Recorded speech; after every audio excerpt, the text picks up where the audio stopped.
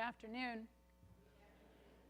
I was lured here by the promise of waffles, which is great. But I tell you, if I'd seen a photograph of this pulpit, that would have made all the difference. This pulpit is amazing, standing up here.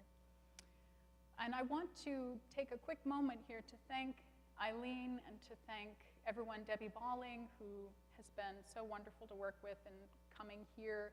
Also thank Sybil and Andy Macbeth. I've known Sybil for years, and this has been an amazing opportunity to just get to spend time with her and hang out. So thank you for indulging me in that. So I'd like to tell you a story about a man I knew in college named Jamie. When I was in college, I used to hang out in the city of Boston with friends who went to MIT.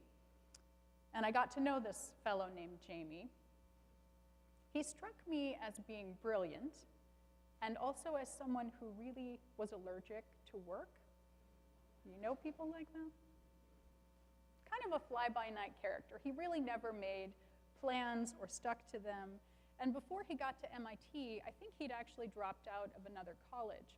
How he got into MIT, I'm not sure exactly, but I think, if I had to guess, that it had to do with this palpable personal charisma that he had, this incredible charm oozing from him. I could easily envision him just charming socks off the admissions committee and making promises about how once he was admitted to MIT that he would buckle down and he would study and work so hard. That is not what I saw happening in his life, although I admit I didn't know him all that well. And it was possible that he was applying himself behind the scenes. Mostly, though, I just saw him having a great time. And I have this wonderful memory of 4 of us going out for ice cream one evening. And he raised this question, which seemed to be so stark and bold. He said, "Which would you rather do, make a lot of money or save the world?" And to me, this was just a laughable question. Duh, of course you save the world, right? And everyone else at the table said, make a lot of money. It was the 80s. I was the only one at that table who was either idealistic enough to dedicate my life to that particular quixotic mission or stupid enough to say it out loud. It was kind of a lonely moment, but a defining one for me when I was young. Okay, so fast forward many, many years later, when I discovered quite by accident that Jamie had done more than anyone at that table to save the world. The short version of the story is that when Jamie's younger brother, Stephen, was 29, he was diagnosed with ALS, sometimes called Lou Gehrig's disease. Anyone who has seen this disease in action knows how truly awful it is. It's progressive, neurodegenerative disease for people, there is no cure known. The body's muscles can't receive the nourishment they need, and they simply atrophy over time, robbing the patient of the ability to walk, to eat, to speak, and eventually to breathe. Many people, after receiving the diagnosis, live only a few years, but there are some exceptions, most famously Stephen Hawking, who was diagnosed with this in the early 60s at the age of 21, and he's now in his mid-70s. Jamie's brother, Stephen, had a much more aggressive version of the disease than that more famous Stephen. But Jamie was determined to save his brother. He quit his job in California and moved back to Massachusetts to be with his family. There he started a foundation and started using that palpable charm that I was talking about into sweet-talking people into money that they could give to help further the cause of finding a cure for his brother. He and another brother created a website called patientslikeme.com, in which patients shared information about their illnesses, therapies, and cutting-edge treatments. Although Stephen passed away from ALS in 2006, the foundation continued, and it grew. It now funds the largest laboratory dedicated to ALS research anywhere in the world. And the family's story has been told in countless articles, a documentary film, and a book by a Pulitzer Prize-winning science writer, a book with a title that may catch your ear. It's called His Brother's Keeper. Cain said to his brother Abel, "Let's go out to the field." And when they were in the field, Cain rose up against his brother Abel and killed him. Then the Lord said to Cain, "Where is your brother Abel?" And Cain said, "I don't know. Am I my brother's keeper? Am I my brother's keeper?" These are 5 words that ought to strike our conscience. It's interesting to me that in the story of Cain and Abel, this fundamental ethical question is also the story of the first sin when this happens. It's also the story of the first ever family, the first offering to God, the first jealousy, the first violence, the first murder, and the first attempted cover-up. It's the story of the first family ever torn apart by death and grief. Somehow all of those dark firsts are tied together in Cain's cavalier willingness to deny responsibility for his brother's welfare. Now, before this moment in the story, I don't know about you, but I actually have a lot of sympathy for Cain. He's not such a bad guy. In fact, if you read between the lines, Cain is the one who initiates the offering. He's a little more eager than his younger brother Abel to make an offering in the first place. Cain presents a gift to the Lord first. Abel seems to do so maybe as a bit of an afterthought. Cain brings the fruit and grain that he's raised himself as a farmer. Abel sacrifices an unblemished sheep that he, as a shepherd, has raised. God rejects Cain's offering from the field and then praises Abel for the sheep. This passage makes me mad. I think God's behavior here needs a little bit of explaining. How the heck was Cain supposed to know that God was so decidedly not a vegetarian? There is no evidence that God ever bothered to tell either brother what the preferred MO was going to be for making offerings, or that he spelled out that he had a preference for a nice lamb chop with mint sauce. There's no mention of a checklist. There's no YouTube tutorial. There's no book, Making Offerings for Dummies. Nothing. So there's an element of lottery to this story that I don't like. God has regard for one kind of offering but not for the other, which is okay to know in retrospect, but I would have liked to know that before. I'm the kind of person who wants to know what the rules are, what the expectations are, so that, yeah, okay, I flunked sainthood, but at least I knew what I was supposed to do. I feel like here, Cain is being responsible for knowledge that no one has ever imparted to him, at least as far as we know. Cain's predicament actually reminds me of that recurring nightmare where I have to go back to high school and take a final exam in a course I didn't know I was registered for. Anyone else have that dream? No? I'm glad it's not just me.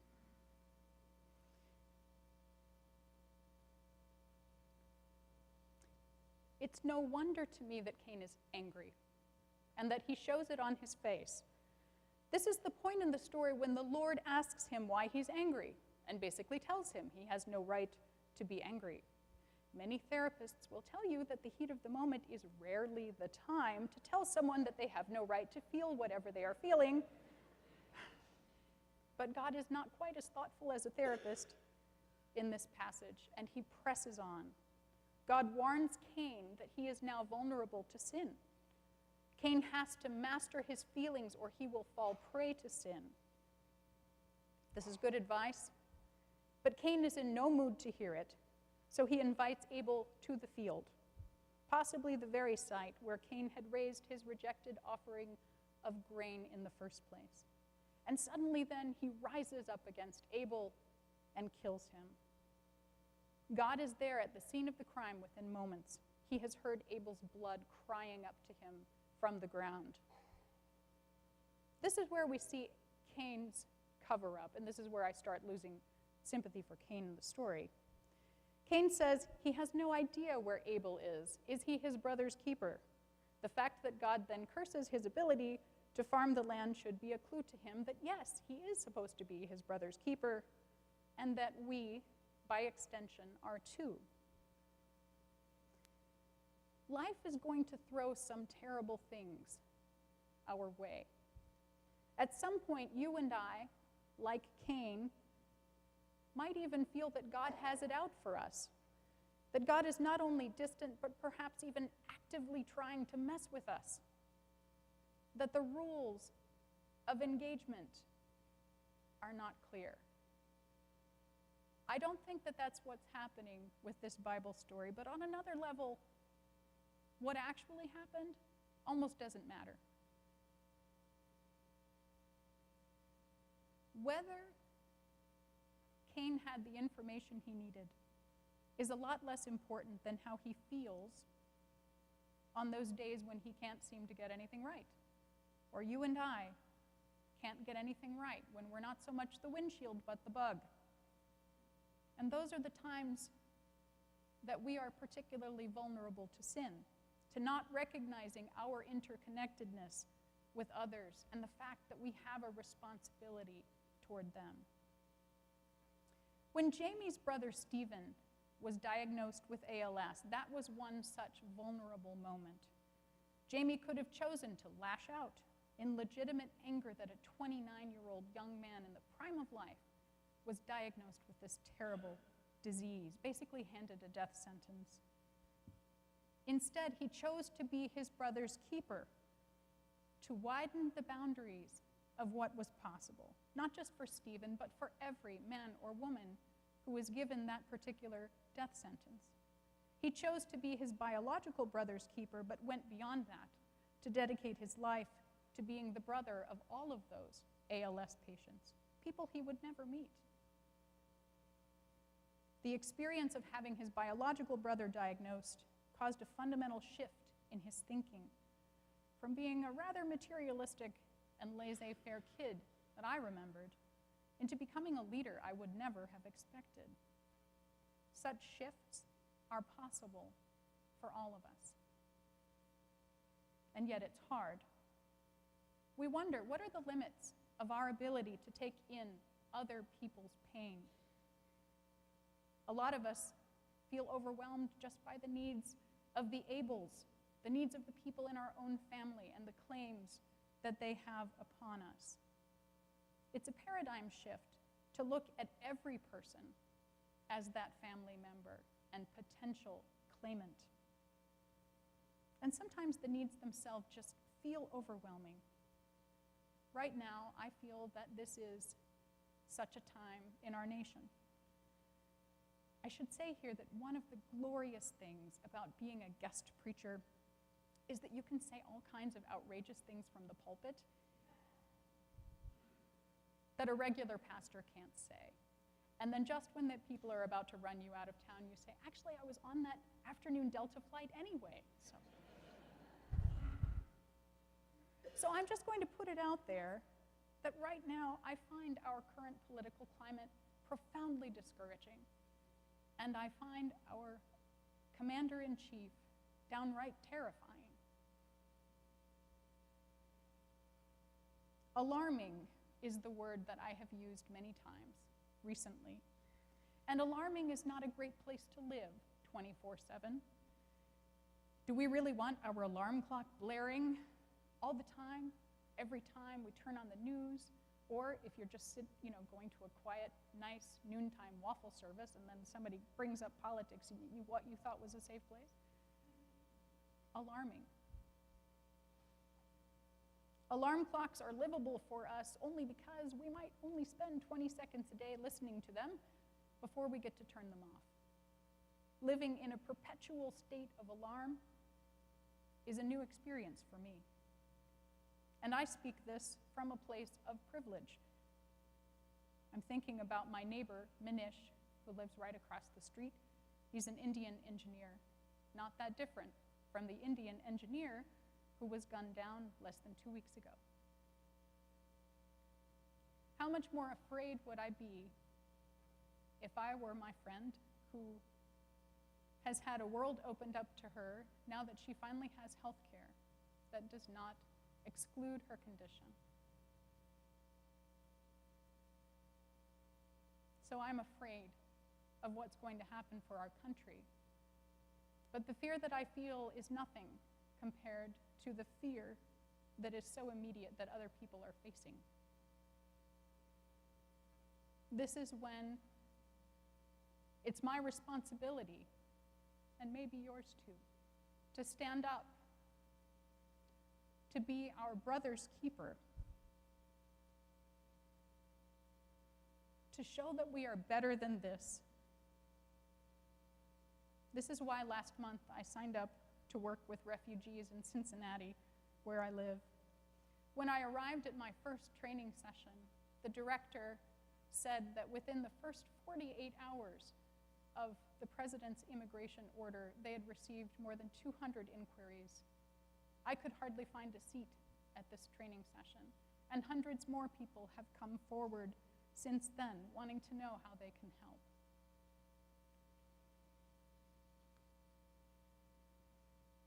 I'm sure that I will make many mistakes. Even just the training sessions have opened my eyes to issues I never considered from my vantage point. Part of the deal, whenever we venture out of our comfort zones and do something new, especially when human beings are involved with all their messy stuff, is that we will fall short. And we have to be okay with that in the quest for goodness. Perhaps we can take some comfort in this story that it does not end with God punishing Cain by removing his ability to farm the land. God also blesses Cain with a mark.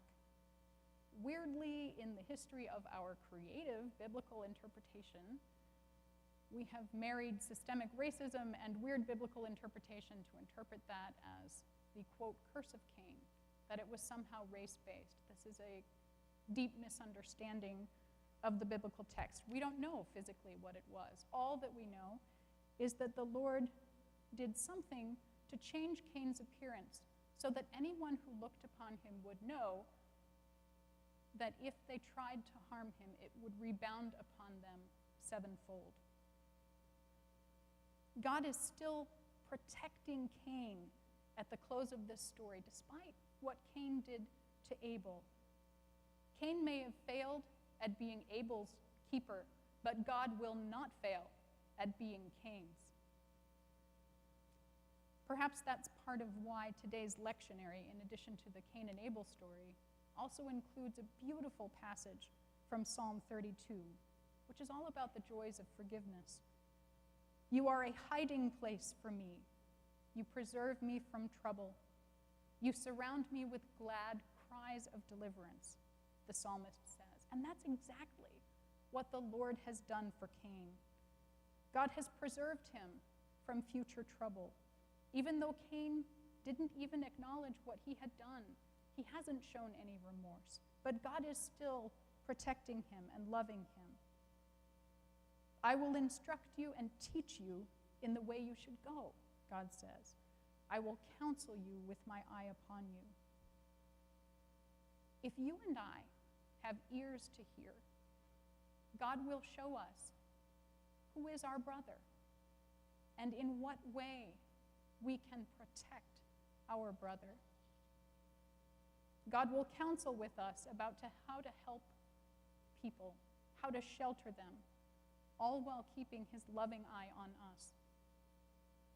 So as a final thought from our psalm today, be glad in the Lord and rejoice, O righteous, and shout for joy, all you upright in heart. Amen.